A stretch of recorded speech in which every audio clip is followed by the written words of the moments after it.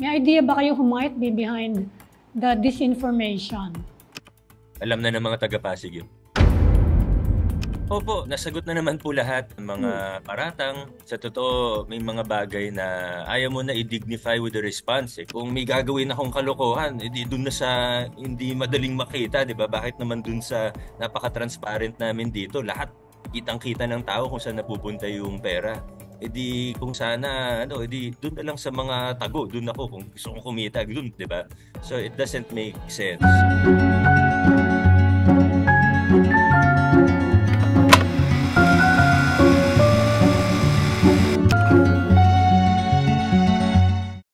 From newsroom to screen, the Philippine Star continues to deliver stories that matter. Welcome to Truth on the Line, the Philippine Star's pioneer news and current affairs show. I am Ana Marie Pamintuan, Editor-in-Chief of the Philippine Star. Joining us here today on the show is Pasig Mayor Vico Sotto. Good day, Mayor. Kumusta po kayo dyan sa Pasig? Ay, Ma'am Ana, maraming salamat po. Thank you for having me. Mabuti naman po kami. Nandito kami sa temporary Pasig City Hall. Mayor, the last time the first time I met you, you were only a candidate, no? At medyo mga higante kalaban nyo sa Pasig. Congratulations! Tuloy-tuloy yung panalo nyo. Pero ngayon, of course, mag-e-election eh. Nakikita natin medyo magulo, no? Talagang politika, no? Merong mga ginagamit na issue ngayon. Ano po yung masasabi niya? Nag-collecta daw kayo ng mga, nagpa-sign kayo for 1,500 pesos pero pinamigay daw yung mga t-shirt. Ano po yung, niya? Nasagot na po yun pero pakiulit na lang at para mabigyan din ng linaw sa mga nanonood. Opo, nasagot na naman po lahat ng mga paratang. Sa totoo, may mga bagay na ayaw mo na i-dignify with the response. Kasi yung ginagawa naman po, gagawa ng kwento, gagawa ng petition o complaint sa ombudsman, ipa-file po sa ombudsman, tapos ipapakita sa media, ipapakita sa tao yung received copy. Na alam naman po natin that doesn't mean anything. Antayin natin kung ano sabihin ng ombudsman. Kung sabihin ng ombudsman na, uy, parang may mali dito. O kung sabihin ng ombudsman na, uy, kailangan yung sumagot dito. Tsaka kami sasagot. Pero kahit ano, kahit blank piece of paper, pwede ko kahit ano lang isulat ko, magpa-receive lang ako ng calendar, pwede ko tatakan ng received yun. Tapos yun yung papakita. Di ba? It doesn't mean anything. So, antayin natin kung may itanong, kung may actual investigation, hindi yung kung ano-ano lang yung sinasabi. Yung 100% tax break din daw na binigay niyo sa Converge. Ano naman po yung issue na yon? Again, Ma'am Ana, sa totoo lang po, mga lumang ano na po ito. Ilang beses ko na pong nasagot ito. At ganun din po, the Ombudsman has not reached out to us on these matters. Posible na na-dismiss outright, hindi ko po alam. Posible na titingnan po nila.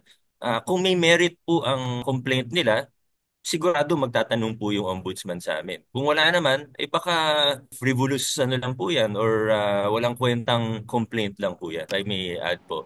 Yes. Kasi ang hirap po pag tinatanong ako ng tungkol sa mga, yung ginawa nga po, yung nagpa-press release sila, nagpa-media conference, nagbayad pa nga sila ng mga ibang di ba, para ma-publish, ganyan. Ang mahirap po kasi dito, wala akong copy ng mga sinasabi nilang officially, wala po ako. Yes, may nagbigay ng mga leak, pero paano ko alam kung yun yung totoong copies? I don't have any copy from official sources. So paano ko, 'di ba? Hindi siya fair eh. Kung bigay sa akin, ito yung officially hinihingan ako ng sagot. Of course we will answer kasi confident naman kami. Kung may gagawin akong kalokohan, edi dun na sa hindi madaling makita, 'di ba? Bakit naman dun sa napaka-transparent namin dito, lahat kitang-kita ng tao kung saan napupunta yung pera. Edi kung sana edi dun na lang sa mga tago, dun ako kung gusto kong kumita dun, 'di ba? So it doesn't make sense. So ang hirap sagutin, not because of anything else, but because we don't even have copies of the complaint. So hanggang ngayon, wala pa kayong nakukuha any information from the ombudsman? Wala pang Wala gano'n po, na notification? wala po, ma'am. And it's very possible. Siyempre, ayaw natin pangunahan. Rinirespeto natin ang mga proseso po natin sa ilalim ng ating batas. Pero kasi, posible na never namin makikita yan. Kung may natanggap na letter ang ombudsman or may complaint, tapos sabihin, ay, wala naman to. Tapos, posible na never namin makita eh. Posible din naman na hingin nila yung sagot namin. Hindi ko po, again, hindi natin pangungunahan ng opisina nila. Pero yun po ang mga possibilities. Nabanggit niyo yung problem of corruption, which is, sabi ng iba, endemic na daw sa Pilipinas. You being one of the youngest local government executives, ano po yung mga takeaways niya from your years as mayor and before that, member na kayo ng local government para mabawasan yung corruption sa gobyerno, especially at the local government kasi pati mga negosyante yan ang nirereklamo eh. Sobra daw ang red tape, pa yung facilitation fees. Ano po yung nakikita niyong mga pwedeng gawin, mga doables? Ang corruption po kasi isa siyang, sabi niyo nga po, endemic na problema. But more than that, it's a problem of weak institutions. It's a cultural problem as well. Ibig sabihin, kaya maraming corrupt kasi sa kultura natin, katanggap-tanggap siya. Pag may nakita kang opisyalis na corrupt, tanggap na natin eh. At yan yung nilalabanan natin. Napakita namin dito sa lungsod ng Pasig. Posible na labanan, posible na talikuran yung mga lumang kalakaran na dati pang tanggap ng mga tao. Posible. Mahirap siya gawin, opo. Yung binanggahan namin dito, sa totoo, sindikato yun eh. Sindikatong grupo yan. We were talking about billions of pesos per year. Na, may napapakita silang project, may napapakita silang accomplishment. Pero ang totoo, 20-30%, maybe even more of each project, nabubulsa lamang. Napakita namin na posible yan. Posibleng tanggalin ng SOP. Posibleng tanggalin ng kickback. Tanggalin o bawasan man lang yung palakasan system sa City Hall. We've proven that it's possible. But of course, there are certain things, may mga bagay po talagang mahirap. I can give one example. Sa Office of the Building Official natin, yung mga inspektor, gagawin nila ang trabaho nila. Pag nakita nila, may mali talaga o naka-encroach na kalsada, anong susunod niyan? Aalokin na sila ng 10,000, kung magkano, para magbulag-bulagan. So, all levels, mula sa pinakataas hanggang sa pinakababa. Kaya napakahirap eh. Napakahirap labanan. Pero, mahirap man, ay napagtatagumpayan natin. Paano po siyang naging posible, Mayor? You're talking about a mindset, no? A change in mindset. Pero nabanggit niyo rin na institutional yung problema, structural. Paano niyo pong nagawa na, well, to encourage your people na hindi maganda yung corruption, saka meron ba kayong in-institute na measures designed into the system para mabawasan yung opportunities for graft? Tinatanong ko po kayo kasi being young, malaki po actually expectation sa inyo ng mga tao dahil alam nila isa kayo sa pinakabata. People think you have new ideas to fight this problem. Una sa lahat, yung pinakita namin na posible at pinakita namin na seryoso kami dun sa laban kontra korupsyon, yun pa lang, marami nang nabuhayan. Marami mga empleyado dito na, ay, pwede pala yung ganito. Kasi nasa dekada-dekada yan eh, dekada-dekada, di ba? So pinakita pa lang na posible na seryoso yung administrasyon dito. Dun pa lang ang laki na nung nangyaring pagbabago. So you're saying marami actually tayo sa bureaucracy na gusto ng Maraming malinis na maayos, gobyerno. maraming honest. Opo, I 100% believe that. And I have seen it firsthand. Gusto nila gawin yung tama, alam nilang dapat open bidding. Halimbawa, alam nila na dapat hindi tumatanggap ng gigback. Pero dahil lahat, yun yung ginagawa. At sa totoo, pag lahat kasi yun yung ginagawa, pag ikaw sinubukan mong Alak. gawin ko ano yung maganda, ikaw pa yung magiging masama. Sa totoo lang, sa kultura natin, minsan ikaw pa yung magiging masama. Pero nung pinakita namin, hindi, ito yung direction natin. Ang daming nabuhayan, ay sige, pwede palang ganito. So, aligned sila kagad. Of course, iba-iba. May mga iba talaga matitigas sa mukha. Pero yun lang. And second, leadership by example. Yan ang isang kaya ko talagang ipagmalaki. Hindi naman maganda maging mayabang, pero kung may isa akong pwedeng ipagmalaki, yun na yun. Na kahit 1 piso talaga, sa akin wala. Kaya kong ipagmalaki yan, kaya kong tumayo. Kaya ko rin pagsabihan yung mga empleyado namin. Pag may nalaman ako kaya ko silang filean ng kaso, kaya ko silang pagsabihan, kaya ko silang warningan. Kailangan isipin din natin yung pangmatagalan. Kailangan sustainable yung mga pagbabago. Ang isang bahagi po nito, siguro ito yung pinaka-importante, institution building. Ano pong ibig natin sabihin sa institution building? Strengthening offices. Nagtayo kami ng ugnayan sa Pasig. Ito po yung Freedom of Information and Feedback Unit ng LGU. First 100 days ko, yan ang isa sa una kong ginawa. And it's helped to change the culture in the LGU. Yung pagtayo ng Procurement Management Office, pag-recruit ng mga marunong at honest na tao. Kailangan competent yung mga training patungkol sa procurement para kung gawin natin yung maayos na proseso. Opo, mas mahirap sa totoo yung tama at maayos na proseso. Yung legal, mas mahirap siya gawin.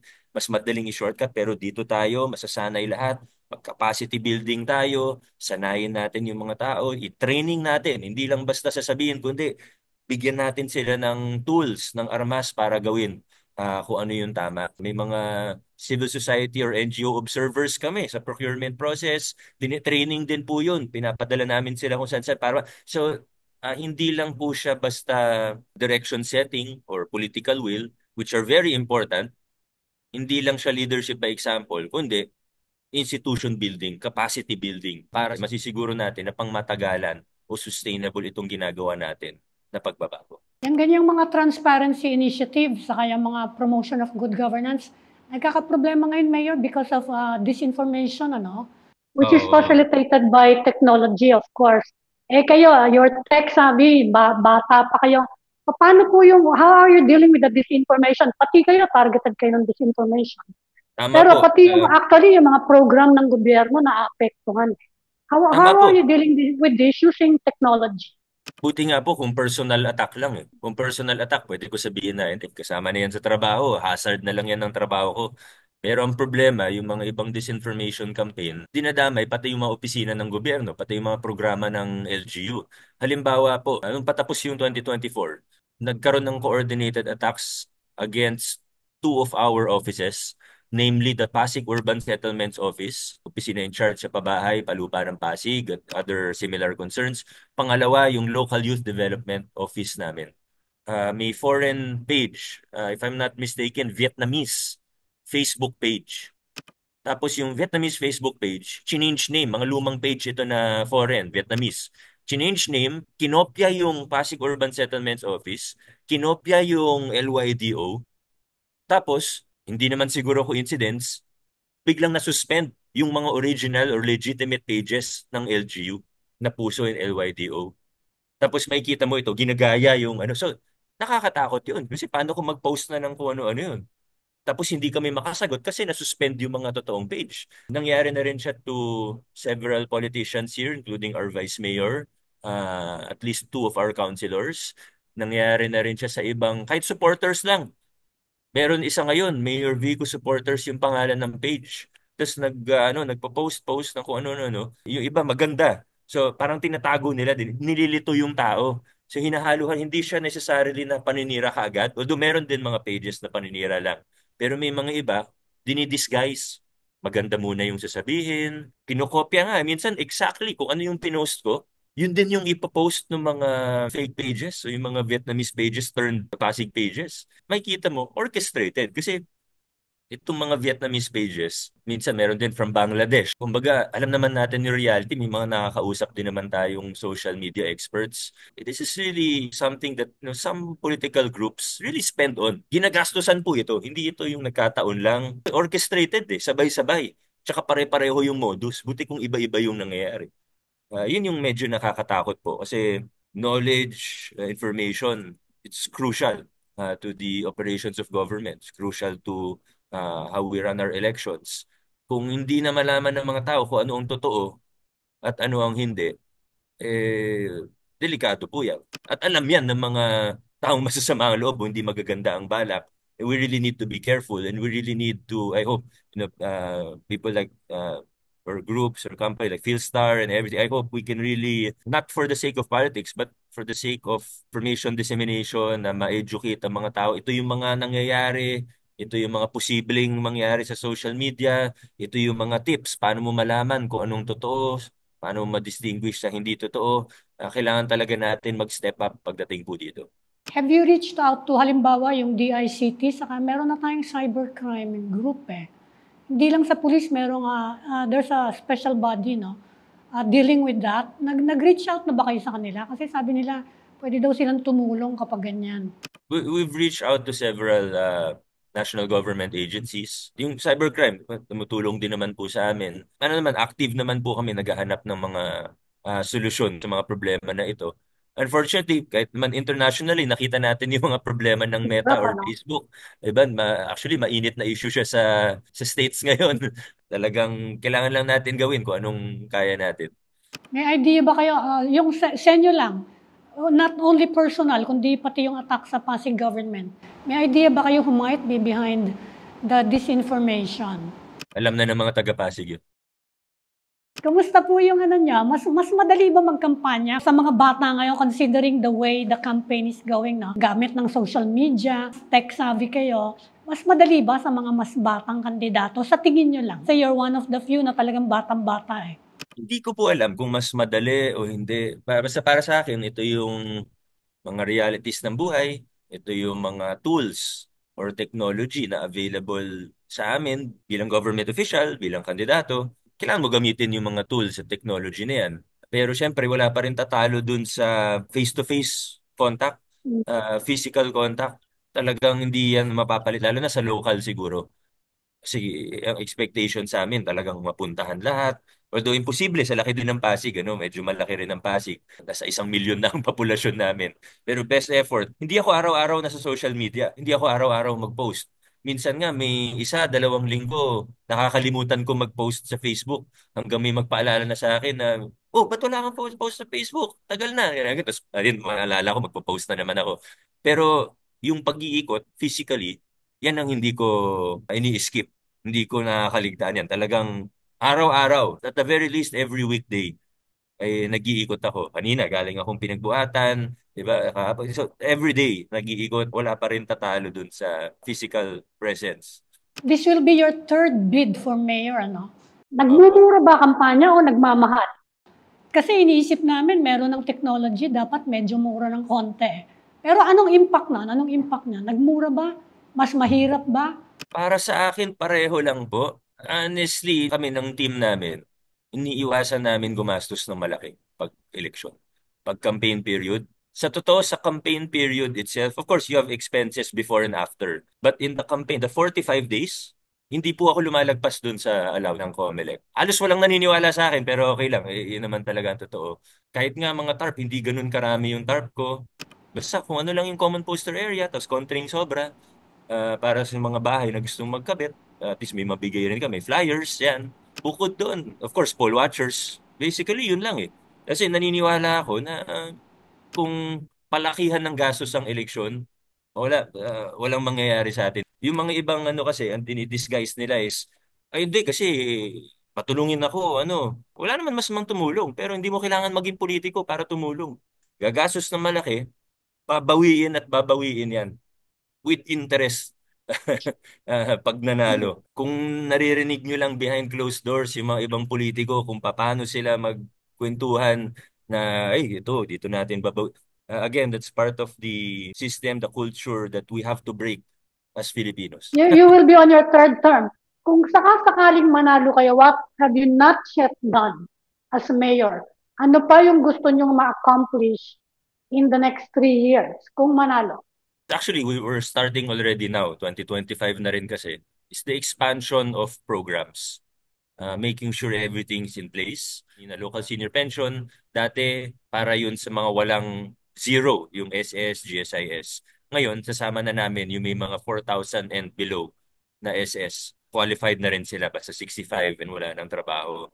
Yung mga iba, i-continue natin, scholarship, ganyan. Pero ibig sabihin na, ayoko naman isa-isahin ngayon, ano. Pero ito po yung mga ini-expand. So we're in expansion mode of our programs, improvement and expansion mode. Tingin ko yung mga pundasyon na sinasabi ko kanina, in place na. Siyempre may mga iba sinusubukan pa rin na, kumbaga, gusto nilang umatras eh. Kasi mas nakikinabang sila sa lumang kalakaran. So may ganun po talaga, tuloy ang laban.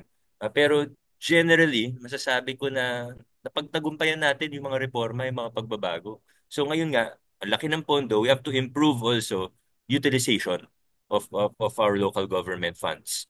Yan ang isa sa talagang tututukan in the next 2 to 3 years kung pala.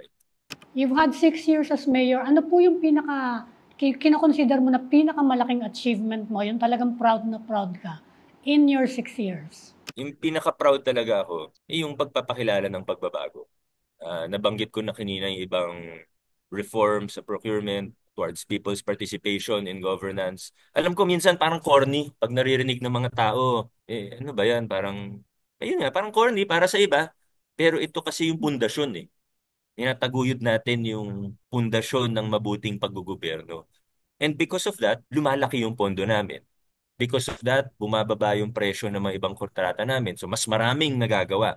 Yung mga projects, it will naturally follow. Halimbawa, yung scholarship namin, dati 11,000, ngayon 25,000. May bago pa pag-asa scholarship na sagot buong tuition sa mga private schools dito sa college level. Total scholars 25,000 sa pag-asa scholarship sa 2,000 na.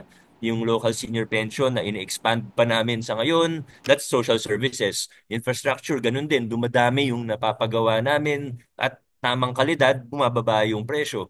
So, everything else, it follows. So, minsan, pag tinatanong ako, yun yung totoong sagot ko. Minsan, dadalawang isip ako, sasabihin ko ba ito? Baka mas gusto ng tao, sabihin ko na, ay kasi ito yung specific project. Pero sa totoo, kailangan talaga itaguyod natin. We laid the foundation of good governance and everything follows. HR reform, that's also one thing. Yung pagpa-permanent namin, nag-mass regularization program po kami dito sa Pasig. For the first time in the history of our LGU, mas marami na kaming permanent, regular employees kesa sa contractual, yung casual sa job order. So, ang nangyari, ini-insulate yung birokrasya sa politika, nilalayo sila sa politika, trabaho lang, mas nagiging continuous ang serbisyo ng pamahalaan. Pag magte-training ka, hindi sila yung mawawala o ano, may security sila, hindi puro politika yung nasa isip nila, hindi sila nangangamba pag malapit na yung eleksyon. These are things that we will reap the benefits as time goes by. You will be on your third term. Kung sakasakali, I'm sure you're thinking you've been a politician for quite some time, no? Simula nung almost after your teenage years eh. So, pagkatapos po ng pagme-mayor, ano po yung iniisip niyo na ba? Kung ano yung saan kayo pupunta? Political plans? Politician, officially 26 years old ako. Yes. Naging konsyal ako ng 26. Naging mayor po ako 29. So I'm 35 now. Sa akin, kung nasaan ako ngayon, I should do my best and I should focus here. Hindi yan, alam ko kasi minsan parang sawa na tayo sa mga politiko, sa sagot ng mga politiko, di ba? Pero yan ang totoo. Dapat mag-focus tayo kung nasan tayo ngayon eh. Hindi pwede masyadong kung saan-saan nakatingin. Kung saan tayo, focus.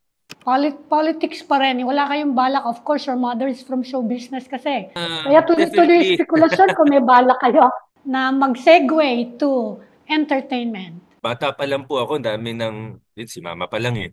Sa totoo, si Yeah. mama dati gusto niya ako lagi mag-guest. Subukan mo. Mm. Lagi si mama ganyan. Oh, bakit hindi ka Subukan mo, pumayag? kahit one time lang, ganyan. Pero hindi, wala siya sa puso ko eh. Hindi ko siya hilig, hindi lang siya para sa akin. Yun lang naman. Yung politics naman, ang gusto ko talaga government work. So, moving forward, I see myself still in government or pwede rin naman civil society work kung magkaroon ng pagkakataon. Basta related lagi sa government work. Hindi ako lalayo doon. Kung posible na hindi as a politician, for me, mas maganda. Not to say anything about anyone else, but sa akin, kumbaga, kung mabuo ko yung 3 terms or 9 years as mayor, mag-explore na rin ako ng mag-explore ako ng ibang options, other positions, other career paths. Tignan natin. Anyway, pero tsaka na natin isipin yan pag malapit na. Ano, kumusta yung kasi dati sinabi mo sa amin na gusto ng mama mo. Dalhin ka sa showbiz eh. Ngayon, anong reaction niya? 6 years ka na as mayor. Anong sinasabi niya sa'yo? Ako, wala Pinaparetire ka nang, na ba niya? Lalo ngayon, nagdi-disinformation ngayon. Ano wala sabi nang niya mas sa'yo? supportive pa kaysa kay mama. Walang mas supportive na magulang kaysa sa kanya. Talagang from the start, although, ewan ko kung aaminin niya ngayon, pero noong 2015, 2018, medyo hesitant siya nung sinabi ko sa kanya. Parang, sa madaling salita, parang ayaw niya. Ganun din naman si Papa nung una. Parang ayaw nila na tumakbo akong mayor. Pero kahit na may ano sila, talagang very supportive. Nung nagdesisyon na ako, sinabi ko na sa kanila yung decision ko. And until now, every step of the way, they've really been so supportive. Lalo na si Mama, talagang sobrang supportive. Yung ibang mga ano, yung ibang politiko, balita namin nun si Antonio Trillanes, he sought your advice last year. Ano yung anong hinihingi nila sa inyo? Sa'yo? Anong klaseng advice? Sa pagkampanya ba yan o sa governance mismo? Iba-iba po. Ayoko naman i-disclose kung ano yung mga tinanong or sinabi sa akin in. Oh, general, general lang. Oh. I also asked for the advice of people who were more experienced than I was. So, ang daming naging sobrang generous din sa akin pagdating sa pagbibigay ng advice. I talked to some former governors and that really helped me. That really helped me especially in my first couple of months. Ano kaya yung, can you give me an example? Ano yung mga nahingi mong advice? In particular, anong area yung humingi ka ng tulong? Ang isang hiningan ko ng advice noong 2019 is si now Senator Win Gatchalian. Same age kami naging mayor eh. Alam ko 29 years old din siya naging mayor. Tapos yung mga challenges na lahat ng tao sa munisipyo, hindi sa'yo. Advice niya sa akin, bigyan ng chance lahat. Huwag kang magdala ng sobrang daming tao, lalo na sa high level sa munisipyo. Bigyan mo ng chance kasi mga career officials yan. Hindi dapat ipolitika lahat. And I took his advice to heart. Nung nanalo na ako, yun yung ginawa ko. Hindi ako nagtanggal ng kahit sino. Binigyan lahat ng chance. And true enough, we were able to find a lot of even hidden gems within the bureaucracy, within the local government. It proved to be an effective strategy na siguro kung hindi ko pinakinggan yung advice sa akin ni Senwin, baka mas masama yung nangyari sa akin or hindi ko na hindi nabuo yung mga programs ng ganun kabilis. Nabanggit mo yung papa mo, no? Of course, I have to ask this question kahit hindi ka naman directly involved. Kasi yung mga issue ngayon about him, yung kay pelikula about Pepsi Paloma, nagdemanda na yung papa mo, although ang sabi ng mga tao, yung mga attack sa kanya are actually directed against you. Ano yung pakiramdam mo dyan sa kasong yan? Tingin ko hindi ako dapat mag-comment nun. Not because I don't have an opinion, pero baka kulang yung kaalaman ko pati tungkol dun sa kaso. Kulang, hindi naman namin siya napag-usapan. So baka hindi ako dapat mag-comment. But are you feeling na directed actually sa'yo? Meron ka bang ganong pakiramdam? Wala naman po. Well, hindi pa umpisa yung campaign period, pero you're a mayor, sige, you're going around already. Ano yung message nyo sa mga tao sa Pasig? Kapag mahilig kayo mag-in-person, di ba? In-person appearance, ano yung normal na sinasabi nyo sa kanila, madalas na sabihin nyo ngayon? At pag nagkampanya kayo, ano yung mga focus ng messaging ninyo? Ngayon naman po, wala kami sa campaign mode dito sa Pasig. We're in work mode. Wala naman makakapagsabi na mag-iikot ako dahil malapit na. Kasi ah, anong petsa ba yung election nung 2022? The very next day, nagsimula na akong mag-ikot. Dahil sa trabaho, hindi dahil nangangampanya. Kasi again, day after elections po yun eh. Yes. So talagang habit na rin po namin siya. Hindi lang naman ako, pati yung vice mayor namin, yung congressman, mga konsel, talagang naging habit na namin, ugali na namin yung nag-iikot talaga parate. Kasi sa akin, sa laki ng Pasig, di mo siya may ikot in 45 days. Imposible yun. Pero araw-araw, kahit isang kalsada lang, isang looban lang, isang HOA lang mapuntahan ko sa isang araw, at least, kumbaga hindi tayo cramming. At para naman talaga sa ano yun, kumbaga trabaho yun. So depende sa lugar, iba-iba yung concerns. Of course, there are overarching issues, concerns, and messages that are true for the whole city. Pero sinisiguro ko na alam ko yung specific concerns and issues ng mga specific din na lugar. Meron po din ba kayong message for those who are opposing you, yung mga kalaban ninyo, may message ba kayo sa kanila?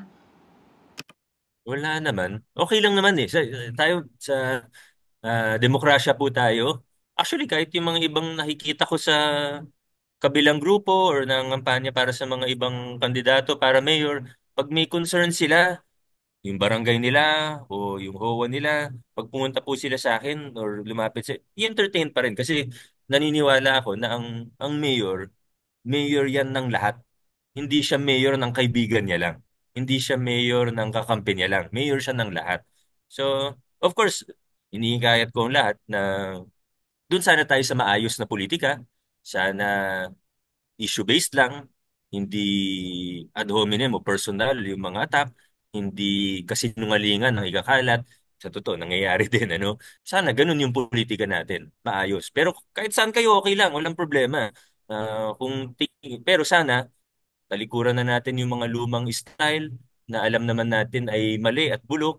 At higit pa riyan ay sana kung ano man yung desisyon natin sa politika ay hindi yung sarili lang natin yung iniisip natin, kundi yung para sa buong lungsod. Okay, after 6 or 9 years, ano yung gusto mong legacy?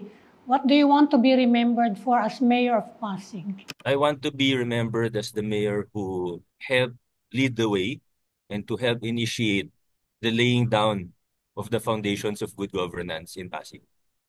Yung K-pop, hindi po to yung K-pop star si Kyungsu ha, si Mayor Vico Soto po to. Diba? Ano po yung sinasabi niyo, Mayor, kapag sinasabi yun na ano, kamukha niyo tong K-pop star na pagkakamahalan ba kayo Hindi dyan sa naman. kalye? Hindi naman. Pero nakakatulong yun, Alam di niyo ba? yun, ma'am. Nakakatulong din eh. Oo. Nakikita yung mga ano, yung mga pinopost. Parehong-pareho Oo. kayo. Pero maganda yung ano, yung mga reception sa inyo sa social media, talagang batang-bata, ano. Pati yung ginawa nyo yung manual na ano, yung greeting ninyo, ha? Muli po akong bumabati sa inyo ng isang maligayang 2025. Have a blessed New Year, everyone. Ewan ko ba? Pero maganda reaction. Pero yung ganyan, it's interesting that you are directly engaging, no? You yourself, kayo ba mismo yung sumasagot talaga? Yun ang tanong ng mga Opo, tao. May tagasagot kayo. You're directly sa akin, engaging ma'am on Ana, social I, media. I think nothing beats authenticity. Kung Hmm. totoong tao ka o kung hindi ka totoong tao, nararamdaman ng tao yun eh. So sa akin, minsan magkakamali ako, okay lang. Yun, di naman ako perfect. Lahat naman tayo nagkakamali. Okay lang, minsan nagkakamali. Pero hindi siya yung magmamanufacture ka ng image o magpapaano ka na papanggap ka na ganito ka. Hindi naman. Sa akin, kung ano ako, pag walang camera at ako lang mag-isa o kasama ko lang pamilya o mga kaibigan ko, same pa rin. Kung magustuhan ng tao, good. Kung hindi, sorry, ito ako eh. Parang gano'n. Nothing beats authenticity. Yan din actually sinasabi ko sa mga, minsan may yung nagtatanong sa akin, even other younger politicians. Hindi na rin naman ako ganun kabata. Pero may mga younger politicians na lumapit sa akin, paano gawin na ganun? Paano gawin, ano, paano maging relatable? Tanong nila sa akin. Yes. Lagi ko lang sagot, just be yourself. Just be yourself. Wala nang iba. So yung mga ibang, minsan siguro nakakatawa. Minsan nagpapatawa ako, minsan di ko naman sinasadya, baka nakakatawa talaga. Pag ikaw ini-interview, hindi maiwasan yung isang personal question.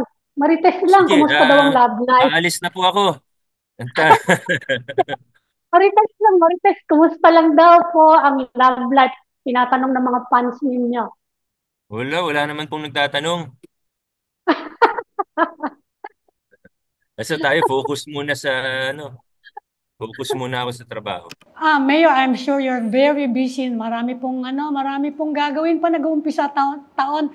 Marami pong salamat, Mayor Vico Soto, at thank you for giving us your time.